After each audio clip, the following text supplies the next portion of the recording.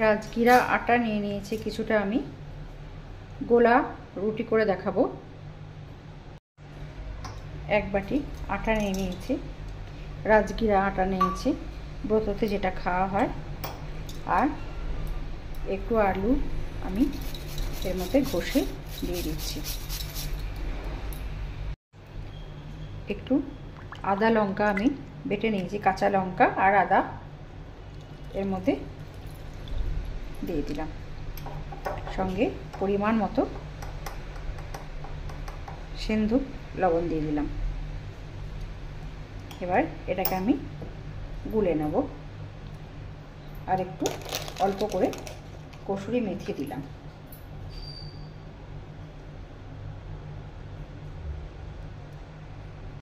একটু গোটা জিরে দিয়ে দিলাম, আর একটুখানি চিনি দিয়ে দেব।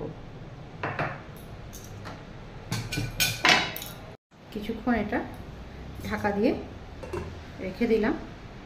পরে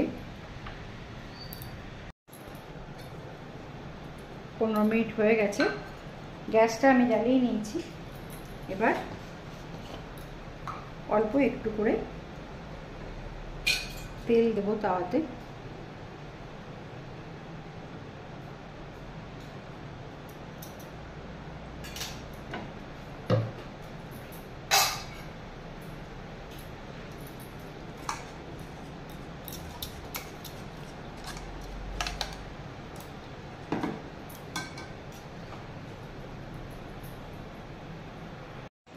তেল দিয়ে দিয়েছি তাওয়াতে।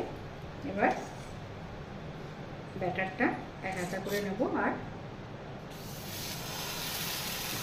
তাওয়াতে দেব।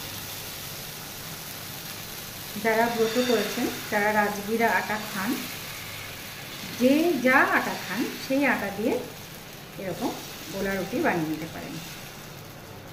হেলদিও বটে আবার টেস্টিও বটে, অল্প তেল দিয়ে।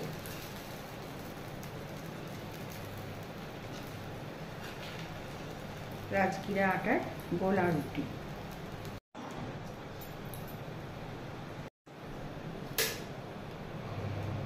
এই গোলা রুটির সাথে লেটুস আর কিউই দিয়ে যে চাটনিটা বানিয়েছি, সেই চাটনিটা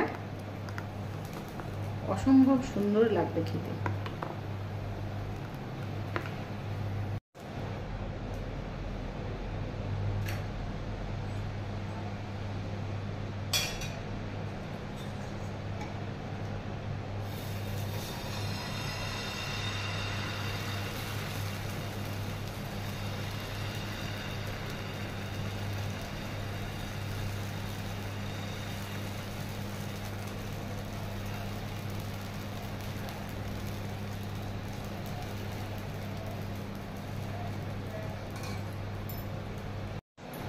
এরকম করে একটা একটা করে ভেজে নিতে হবে।